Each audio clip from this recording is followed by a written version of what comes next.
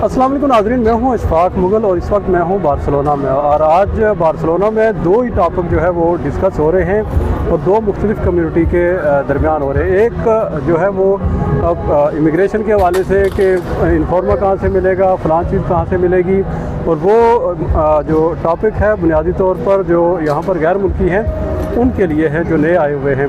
और एक टॉपिक है यहाँ पर आज सेंट जॉर्दी का, और वो है मुकामी लोगों का, ख़ासकर ये कतलान जो है सूबा कतलोनिया में रहने वाले लोग, ये जो इस इवेंट के साथ ये जुड़े हुए हैं। आज के इस व्लॉग में बुनियादी तौर पर हम फोकस करेंगे कि सेंट जॉर्दी जो इस वक्त पूरी कतलोनिया में जो है इसका जश्न मनाया जा रहा है, ये बुनियादी तौर पर है क्या और इसकी अहमियत क्या है, और दूसरा ये कि ये बुनियादी तौर पर सबक क्या देता है हमें। तो इसको ये इस तरह शुरू करते हैं कि सेंट जॉर्दी बुनियादी तौर पर जो 3री सदी ईस्वी में एक रोमन सिपाही था, और एक रोमन सिपाही के तौर पर उसने एक शहज़ादी की जान बचाई थी।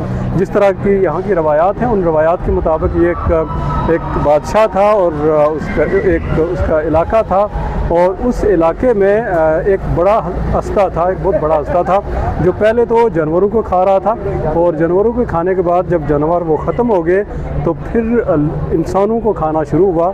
तो ये फ़ैसला हुआ कि हर रोज़ एक पर्ची के ज़रिए जो है वो एक बंदे का इंतखाब किया जाएगा और वो हस्ते के हवाले कर दिया जाएगा। और यही कानून जब अप्लाई हुआ और बादशाह की बेटी जो है यानी शहज़ादी, उसका नंबर आया कि अब उसको हस्ते के सामने जो है वो डाला जाएगा, और वो उसको भेज भी दिया गया।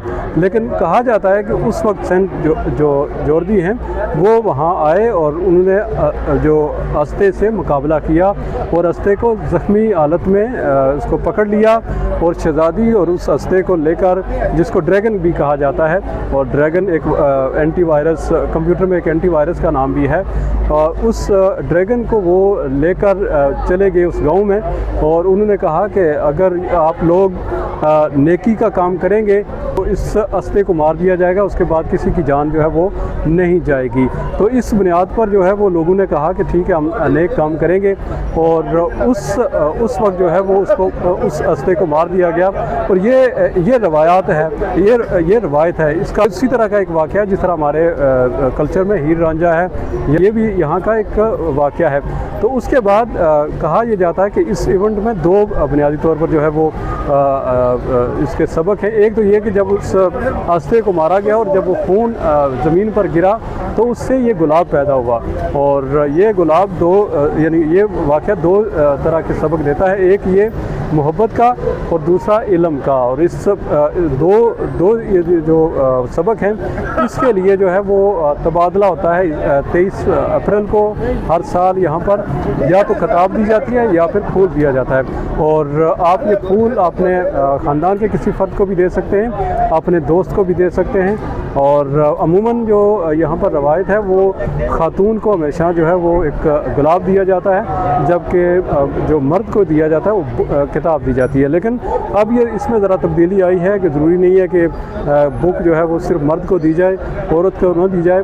आज हर तरफ जो है वो गुलाब बिक रहे हैं, खुसूसी स्टॉल लगे हुए हैं, और लोग बड़ी तादाद में ले भी रहे हैं और अपने प्यारों को दे रहे हैं। ये ज़रूरी नहीं है कि आप अपनी महबूबा को दें, आप अपने रिश्तेदार किसी खातून को भी दे सकते हैं, आप किसी मर्द को भी दे सकते हैं, किसी जानने वाले को भी जो दे सकते हैं। और ये सिलसिला है इस वक्त जारी है, और सुबह से जो है ये जश्न या ये एक इवेंट बनाया जा रहा है। अगरचे कतलोनिया में सरकारी छुट्टी तो नहीं है, लेकिन इसके बावजूद जो है वो लोग बड़ी तादाद में यहाँ पर हैं, स्टॉल से फूल लेते हैं और अपने प्यारों को दे रहे हैं। इसके साथ ही हमें इजाज़त दीजिए। अल्लाह हाफ़िज़।